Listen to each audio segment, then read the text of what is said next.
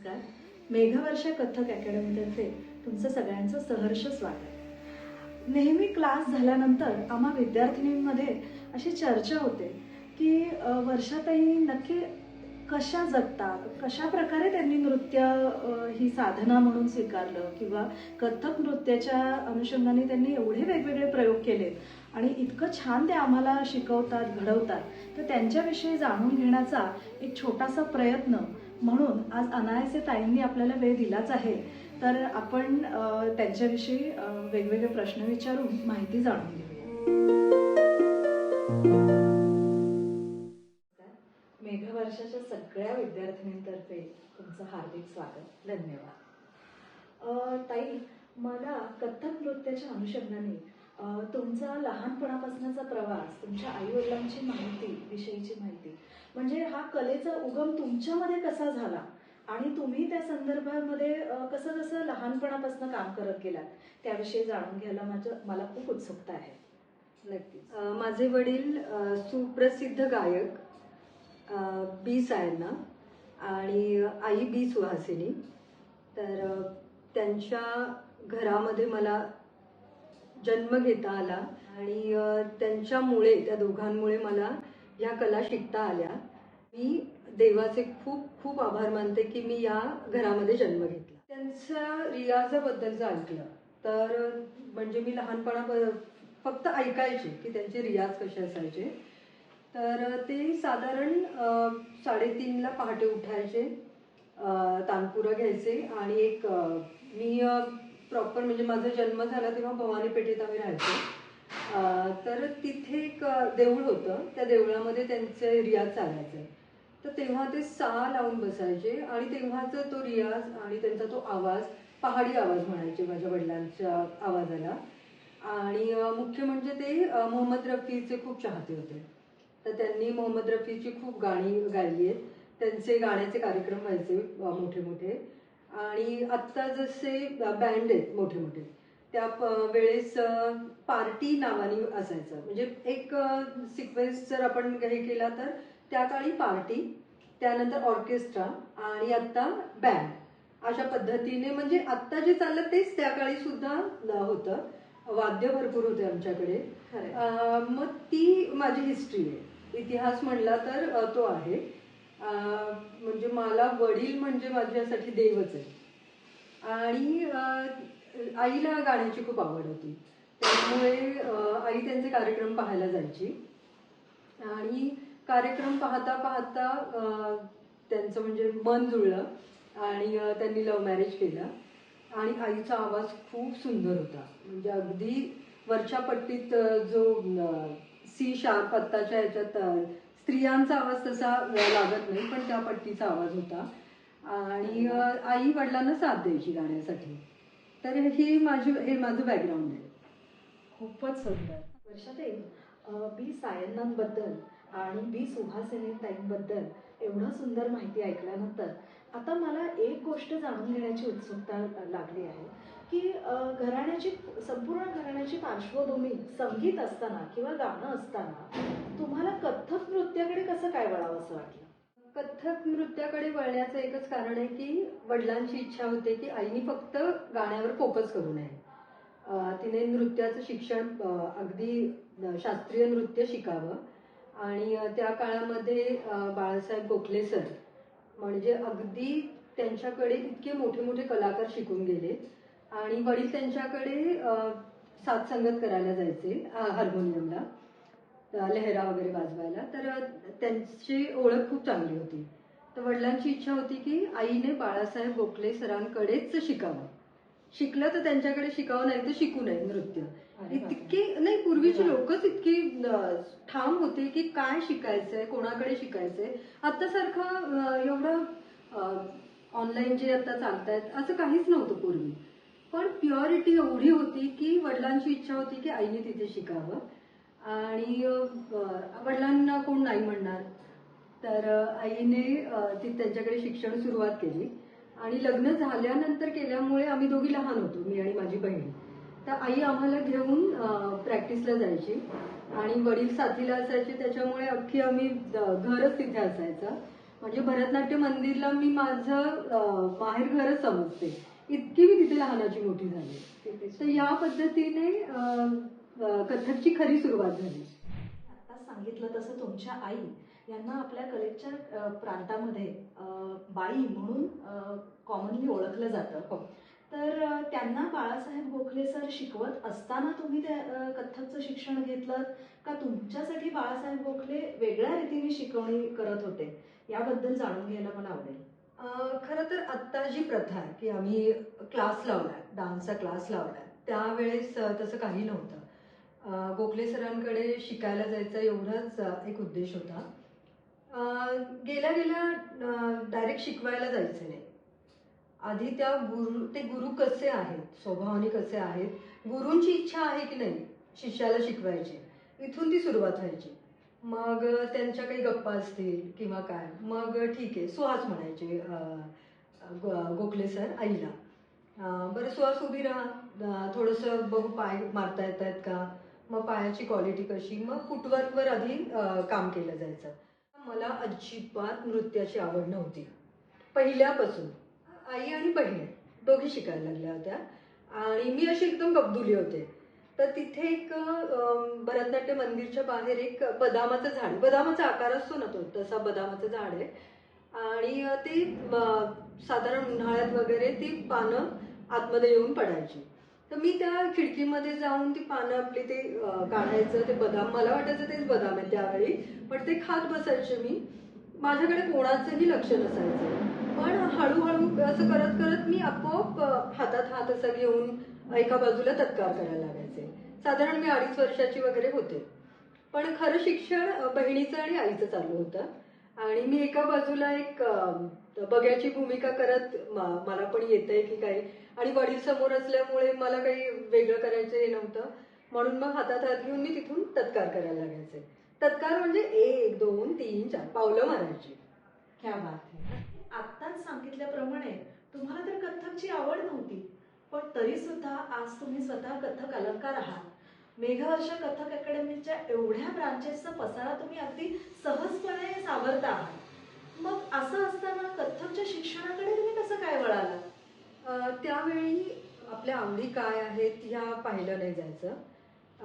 आई वडिलांना काय वाटतं हे बऱ्यापैकी त्यावेळेस पाहिलं जायचं की त्यांना काय हवंय मुलांकडून. तर आई आणि बहीण शिकत असल्यामुळे आणि वडिलांची इच्छा होती की कथ्थक शिकावं, तर त्या अनुषंगाने मग आम्ही घरी क्लास असायचे लक्ष्मीनगरला. त्यावेळेस क्लासमध्ये आम्हाला कंपल्सरी शाळेतून आलं की प्रॅक्टिसला उभं राहायचं, हे करावंच लागायचं. आणि ते करता करता करता करता मग मी या बाजूकडे वळले. खरं मला आवड होती ती गाण्याची आवड होती खूप, की मला वडिलांकडून जे हवं होतं. मला वडील प्रचंड म्हणजे माझ्यासाठी वडील म्हणजे खूप सर्व काही वडील. तर माझी इच्छा होती की गाणं शिकावं. तर ते न होता सुरुवात माझी झाली कथ्थक शिकण्याची. मग हळूहळू त्याच्यामध्ये पण मग मला आईकडून शिकायला ना, आई खूपच कडक होती. म्हणजे तुझा हा हात बरोबर येत नाही, इथे नीट येत नाही, आणि मला असं वाटायचं की मला जे येतच नाही तुम्ही का करतीये. पण बहीण ऐकायची आईचं, पण मला ते असं खूप नर्वसनेस यायचा की आईला मग का आवडत नाहीये माझं केलेलं. मग आईने एकदा विचार केला की मुल्ला सर तिथेच शिकवायचे. म्हणजे गोखले सरांचे हे 2 विद्यार्थी, आई आणि मुल्ला सर. त्यावेळेस मुल्ला सर एका बाजूला प्रॅक्टिस करायचे.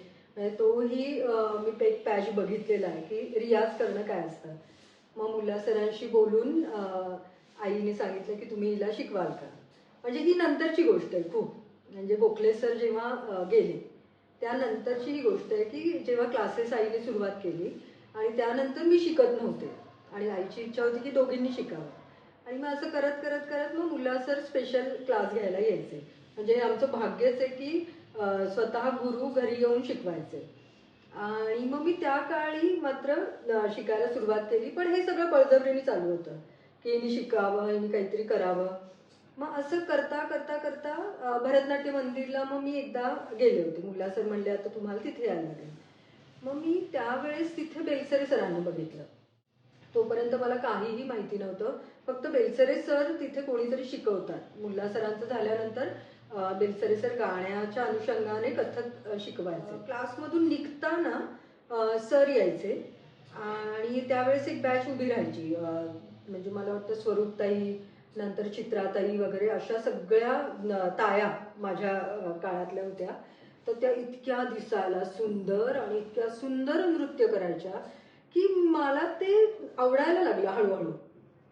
की आता कसं मुलांना बघता येतं टीव्हीला की अरे हा हे छान आहे, तर तो जवळपास 10 वर्षाचा पॅच आता कमी झाला. कारण हे आम्हाला बघायलाच 7 ते 8 वर्ष गेली की कोण कसं नृत्य करतंय, काय करतंय. तर मी या तायांना बघून बघून मला असं वाटलं की नाही, हे काहीतरी आहे बघण्यासारखं. मग बेलसरे सरांना शिकवताना मी बघायचे, मागच्या बाजूला बसायचे. मग मला ती एक आवड निर्माण झाली. आवड पण नाही म्हणता येणार, ते आपोआपच योग जे म्हणतो ना आपण की ते गाणं आणि नृत्य त्याचं कॉम्बिनेशन कसं करायचं, काय करायचं, हे करता करता करता मी कधी या कथक नृत्याकडे वळले हे मलाच कळलं नाही.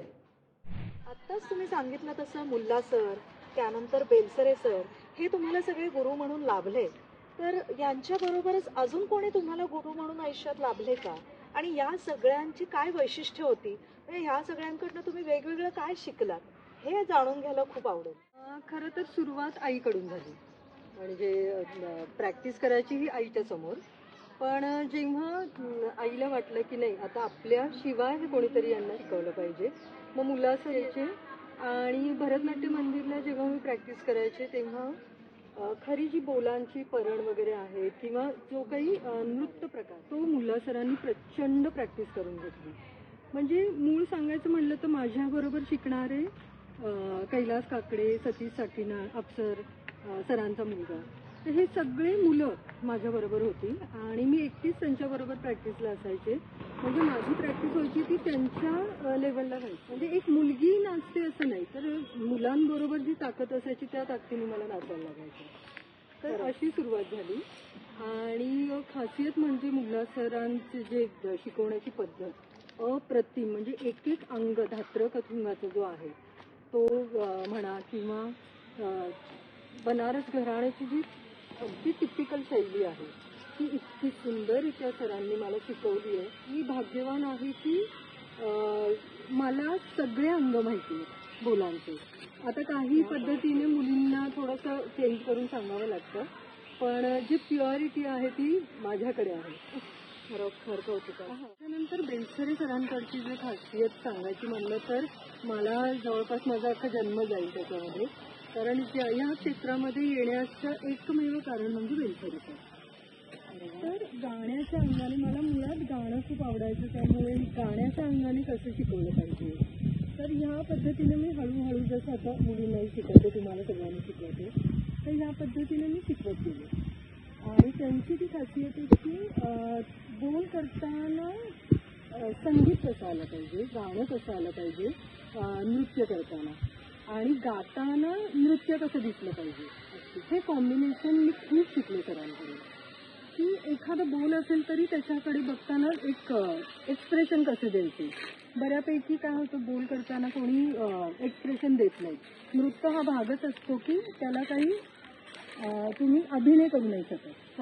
पण बेलसरे सरांचं म्हणणंच असं होतं की प्रत्येक याच्यामध्ये अभिनय करता यायला पाहिजे, तर ते संगीत. वा.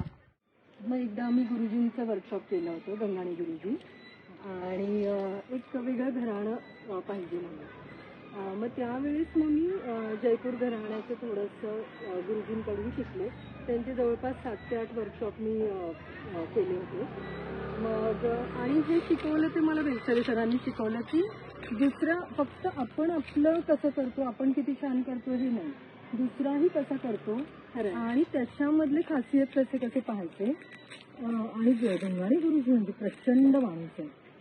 आणि त्याच पद्धतीने अगदी म्हणजे नाव जर घ्यायचं म्हणलं तर महाराजजी, बिरजू महाराजजी, त्यांचे मी कपोते सरांच्या थ्रू मला त्यांचे वर्कशॉप करायला मिळाले.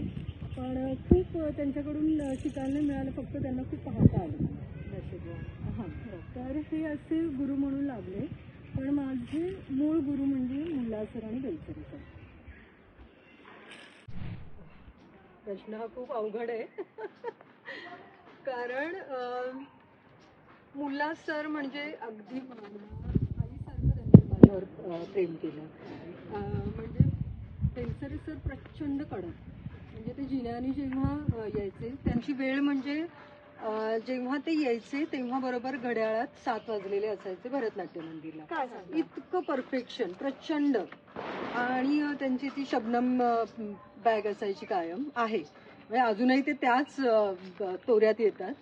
आणि ते त्यांचा एक अनुभव सांगते, मुल्ला सरांचा सांगते. मुल्ला सरांना माझा पायाचा आवाज खूप आवडतो. म्हणजे कधीही कार्यक्रम झाला की मुल्ला सर म्हणायचे तुझा तो पाय जो वाजतो ना तो खूप छान वाजतो. तर हे एक त्यांच्याकडून पावती मिळालेली. पूर्वीचं नाव आपलं नृत्यांगण. तर तो जेव्हा कार्यक्रम व्हायचा तेव्हा दुसऱ्या दिवशी मला क्लासला जावंच लागायचं प्रॅक्टिससाठी. तर मी कधीच विचारायचे नाही की सर कार्यक्रम कसा झाला, कारण दोन्ही सर अगदी अटेंड करायचेच आपला कार्यक्रम. आणि ते आल्यानंतर आधी हार्मोनियमनी सुरुवात व्हायची, प्रॅक्टिस व्हायची, घुंगरू सोडायचे, म्हणायचे ठीक आहे पुढच्या वेळी या गोष्टी ह्याच्यामध्ये ॲड कर ज्या तुझ्यामध्ये आहेत आणि त्या तू घेतल्या नाहीयेस. सुंदर. म्हणजे ही दाद सरांनी त्याविषयी बोलणं आणि ही दाद देणं, म्हणजे मला असं वाटायचं की बापरे खरोखर सर बोलले माझ्याशी याविषयी. पण मी अजूनही प्रचंड घाबरते की इतके बारकावे सरांना आवडायचे की तुझं चालणं, तुझं प्रेक्षकांशी बोलणं, त्यांच्याकडे बघून तू शब्द कसे वापरले पाहिजे. मला बोलायची पहिल्यापासून खूपच घाबरायचे मी. पण ते म्हणायचे हळूहळू तू प्रयत्न कर, सगळं होईल तुझं. आणि मग ते कसं यायचं, कसं जायचं, तुमचा कॉस्ट्यूम कसा पाहिजे, तुम्ही कोणता कार्यक्रम करता, किती नटलं पाहिजे, अंगावर दागिने किती पाहिजेत, गजऱ्यांची खरंच गरज आहे का, तुमचं नॉलेज किती आहे, तुम्हाला लयतालाची किती जाणीव आहे. नंतर इन्स्ट्रुमेंट जेव्हा तुम्ही एखादं घेता त्यावेळेस इन्स्ट्रुमेंटची आवश्यकता जास्त आहे का नृत्याची आहे. बरोबर. म्हणजे तुम्ही समजा आधी रचना करत असाल तर त्या रचनेमध्ये ओव्हरलोड इन्स्ट्रुमेंट होतोय का, तुमचं नृत्य कुठेतरी झाकलं जातंय का. म्हणजे तुम्ही जर नृत्य सादर करता तर इन्स्ट्रुमेंटची किती गरज आहे, आणि तुम्ही जर थांबलेला असाल तर इन्स्ट्रुमेंट किती वाजलं पाहिजे. म्हणजे ह्या एक एक गोष्टी मी इतके वर्षोनवर्ष ऐकत ऐकत ऐकत हे सगळं शिकले. म्हणजे त्यांची दाद म्हणजे ठीक आहे याच्या पुढे तू हा प्रयोग करू शकते. आणि गंगाणी गुरुजींचं म्हणलं तर ते तर खूपच प्रेमळ आहे की आपण अगदी प्रेमाने त्यांना जाऊन भेटलो तरी वर्षा. आणि ते गेल्या मला वाटतं 2019 साली आपण त्यांचा कार्यक्रम केला होता आणि तो इतका प्रचंड झाला. म्हणजे आपले बापट साहेब पण आले होते. गुरुजींनी अगदी मनमोकळेपणाने खूप सुंदर दाद दिली आपल्या संपूर्ण कार्यक्रमाला. आणि जेव्हा गुरूंना कधी आवडतं जेव्हा आपल्या शिष्यांचं कौतुक होतं अगदी तेव्हा गुरुला असं वाटतं की मी खरंच काहीतरी केलं. वर्षाताई, वेगवेगळ्या गुरूंची वेगवेगळी वैशिष्ट्य ऐकताना खूप मजा आली. बेलसरे सर तुम्हाला नृत्य आणि गाणं हे दोन्ही शिकवायचे, हे त्यांचं वैशिष्ट्य होतं. तर तुम्ही आम्हाला क्लासमध्ये कायम बेलसरे सरांचं गाणं म्हणून दाखवत असता आणि आम्ही खूप छान त्याचा आस्वाद घेतो. तर आज खास आपल्या रसिकांसाठी तुम्ही बेलसरे सरांची एखादी चीज म्हणून दाखवाल का? हो नक्की. कारण सगळ्यात आवडती गोष्ट हीच आहे माझी की मला गाणंही म्हणता येतं आणि मी बऱ्याचशा कार्यक्रमांमध्ये सरांच्या रचना अगदी छानपैकी समजून सांगण्याचा प्रयत्नही करते. तर अशी एक रचना सरांची सांगणं खूप अवघड आहे, पण मी सुरुवात केली ती गणेश वंदना मी सुरुवात केली होती जी सरांची रचना आहे. तर मी प्रयत्न करते आणि काही चुकलं असेल तर मी आधीच माफी मागते सरांची. वक्रतुंड गणपती गजानना विघ्नहरा शुभंकरा विनायका वक्रतुंड गणपती गजानना आहे आणि होरी मी 3 त्यांच्याकडून शिकले. त्यातलं मी प्रयत्न करते. एक आहे ती माझ्या वाढदिवसाला मी कायम ही गोष्ट सांगते की सर गुरुपौर्णिमाही होती आणि वाढदिवसही होता. तर त्यावेळी सर जेव्हा माझ्याकडे येत होते तर त्यांनी येता येता ही रचना केली. खूपच सुंदर. कन्हैया चलो कन्हैया चलो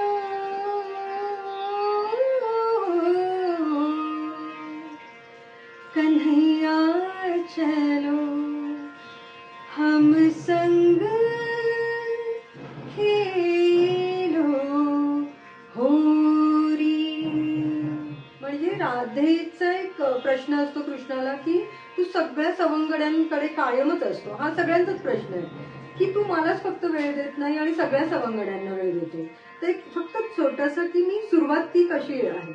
कन्हैया चलो, एकदा ती चल म्हणते. कन्हैया चलो, इथे खूप आजव करते की तू चलच. कन्हैया चलो हम संग खेलो होरी, कन्हैया चलो हम संग खेलो होरी. ग्वाल बाल संग बहुत ही खेले, मैं रह गई अकेली. हे बारकावे. कन्हैया चलो हम संग खेलो होरी. अजून एक होती ती मी गाण्यामध्ये शिकले फक्त सरांकडून. खूप सुंदर. यशोदानंद करके छंद डार गयो मुँह पे रंग. यशोदानंद आधीच्या याच्यात आहे की ती कृष्णाला बळजबरी करते. याच्यात ती यशोदेला हे करते की तुझा कृष्णाने बघ मला कसं छळलंय. यशोदानंद करके छंद डार गयो मुँह पे रंग. का करूं कित जाऊं भीग गयो सगरो अंग. यशोदानंद करके छंद. आणि अजून एक आहे की अगदी जल्लोष चाललाय. वृंदावन के कुंज गलीन में. त्यांचं वैशिष्ट्य बेलसरे सरांचं की वृंदावन के कुंज गलीन में नाही, वृंदावन के. तो किती परिसर किती मोठा आहे काय आहे ते तुमच्या आवाजावरून आणि तुमच्या नजरेवरून तो दिसतो. वृंदावन के फील कसं करायचं गाणं खरं. तर वृंदावन के कुंज गलीन में अशी ती दिसली पाहिजे. तो रस्ता दिसला पाहिजे. कुंज गलीन में होरी खेलन को वृंदावन के कुंज गलीन में होरी खेलन को. आता अगदी छोट्या छोट्या मी गोष्टी सांगितल्या पण खूप ऐकण्यासारखंही खूप आहे आणि शिकण्यासारखंही खूप आहे. गुरूंकडनं एवढी छान तालीम मिळाल्यानंतर तुम्ही स्वतः एवढे सुंदर घडल्यानंतर आता भविष्यामध्ये तुम्हाला काय काय योजना मनात आहेत? तुम्हाला हे कथ्थक विषयी जे तुमचं कार्य आहे तर ते तुम्हाला कसं वाढवायचंय आणि तुमचे शिष्य तुमच्या शिष्यांतर्फे तुम्हाला काय काय अपेक्षा आहेत आणि तुम्हाला पुढील भविष्यामध्ये काय योजना आहे हे ऐकून घ्यायला आवडेल. खूप योजना आहेत माझ्या. खूप कार्यक्रम करायचे. मोठ्या मुली आता खूप मेहनत घेत आहेत. तर त्यांना घेऊन काही पूर्वी जसे माझे कार्यक्रम होत होते त्या पद्धतीने अजूनही मी बऱ्याचशा रचना करणार आहे स्वतः. तर माझ्या काही रचना घेऊन मला कार्यक्रम करायचे आहेत आणि माझ्या गुरूंकडून तशी परमिशन आहे मला. तर अशा काही रचना घेऊन कार्यक्रमाचं करायचं आहे. कारण हाच उद्देश होता की नृत्यांगण नाव बदलून मी मेघवर्षा केलाय. माझ्या काही स्वतःचे बोल असतील किंवा काही बांधलेले असतील किंवा माझी जी कोरिओग्राफी आहे, तर ह्या सगळ्या गोष्टी घेऊन मला एक कार्यक्रम करायच्या खूप इच्छा आहेत. तसं माझं कामही चालू आहे आणि स्वतःचं एक स्टुडिओ हवं आहे मला नृत्याचं, जे आम्हाला कधी छोट्या जागांमध्ये करायला लागतं. तर मी शिकताना भरतनाट्य मंदिरला शिकले, त्यामुळे मला भरपूर जागा मिळाली. तर बऱ्याचशा मुलींना जर जागा मिळत नसेल तर आपलं स्वतःचं मेघवर्षाचं एक स्टुडिओ असेल, त्याच्यावरही काम चालू आहे की जेणेकरून त्या स्टुडिओकडे बघून इच्छा व्हायला पाहिजे की गाण्याची, नृत्याची किंवा वादनाचं काही ऑडिओज लावून मुलींना त्याविषयी सांगायचं. अशा भरपूर योजना आहेत. पण एकच अशी इच्छा आहे की मुलींनी शिकताना जसं आपलं संगीत जुनं आहे त्या पद्धतीने शिकलं गेलं पाहिजे. की आपण मॉड आहोत किंवा आपलं मध्ये चेंज होतं, ठीक आहे, टेक्नॉलॉजी बदलली आहे, त्याचा उपयोग कसा होईल अगदी ते वापरलं पाहिजे. पण गुरु शिष्य परंपराच राहिली पाहिजे. व्हिडिओज बघून की परंपरा नाही गेली पाहिजे, हे माझं एक स्पष्ट मत आहे. कारण त्याच्यासाठी इतके वर्ष काम केलं, इतके वर्ष इतक्या दिग्गज लोकांनी याच्यावर काम केलंय. तर ही परंपरा ही अशीच गेली पाहिजे. कारण सा कसा लावायचा हा गुरु समोर असल्याशिवाय कळत नाही. ता थई थईतात मधला ता किती जोरकस पाहिजे, थई कसा पाहिजे किंवा बोलांच्या पडंतमध्ये चढ उतार कसं पाहिजे, हे ऑनलाईन नाही शिकतायत. म्हणजे तुम्ही शिक्षण एखाद्या वेळेस सगळे थिअरी शिकू शकता, पण ते जे आतून गुरुकडनं तुम्हाला शिष्याला जातं, तर ते त्या पद्धतीनेच कायम ह्याच्या पुढे 100 वर्षानंतरही ही परंपरा अशीच गेली पाहिजे. तर ती ब्युटी राहील, त्याचं ते सौंदर्य तसंच टिकून राहील. अशी बोलताना आपण घराण्यांच्या वैशिष्ट्याविषयी बोललो, तर तुम्ही कायम बनारस घराण्याचं वैशिष्ट्य आम्हाला सांगत असाल, तर बनारस घराण्याचा एखादा बोल ऐकायला खूप आवडेल. एखादा सोपा आणि माझ्या आवडीचा मी बोल म्हणून दाखवते. मुख्य म्हणजे त्याचं पडंत खूप सुंदर आहे. म्हणजे मी मुल्ला सर आणि बेलसर सर दोघांकडनं मी हे खूप वेळा ऐकलंय. धा धेन धेन धेन धा तिथे धा धेन धेन धा धा धेन धेन धा ता धेन धेन धा तकथुन तकथुन तक तकथुन तक तकथुन तक तकथुंगात दिगी तक थुंगात दिगी दिगी थई थई थई तक तिधा दिगी थई तिधा दिगी थई तिधा ता थई थई थई ता थई ता थई थई थई ता थई ता थई थई थई ता थई. याचं वैशिष्ट्य म्हणजे लखनौ आणि जयपूरमध्ये तिगदा दिगदिग हे शब्द वापरले जातात आणि बनारस घराणं हे एकमेव असं आहे की त्याच्यामध्ये तिधा दिगदिग थई शब्द अगदी क्लिअर असतात. तर तसे पाय पण आपण वाजवतो बनारस घराण्याचे. तिधा दिगदिग थई म्हणजे 1 2 3 4 5 न वाजवता 1 2 1 2 3 4 5 7 पाय मारून मग ते तिधा दिगदिग थई. अशा काही बऱ्याचशा रचना. आजचा दिवस अतिशय खास आहे. आज मला ह्या सगळ्या आपल्या बोलण्यातनं बी सायन्ना, बी सुहासिनी बाई ज्यांना आपण म्हणतो, त्यानंतर पंडित अविनाश बेलसरे सर, उस्ताद जाफर मुल्ला सर, त्यानंतर पंडित राजेंद्र कुमार गंगाणेजी गुरुजी, या सगळ्यांविषयी ऐकून खूप खूप छान वाटलं. आणि तुमचे जे भविष्यातले योजना आहेत की स्टुडिओ काढायचा आहे, मेघवर्षाच्या निमित्ताने तुम्हाला अजून खूप काही काम करायचं आहे, तर त्याबद्दल तुम्हाला खूप खूप शुभेच्छा. आणि तुम्ही आज अमूल्य वेळ आम्हाला दिलात आणि एवढी सगळी माहिती आमच्यापर्यंत पोहोचवली, त्याबद्दल तुमचे खूप खूप आभार. धन्यवाद.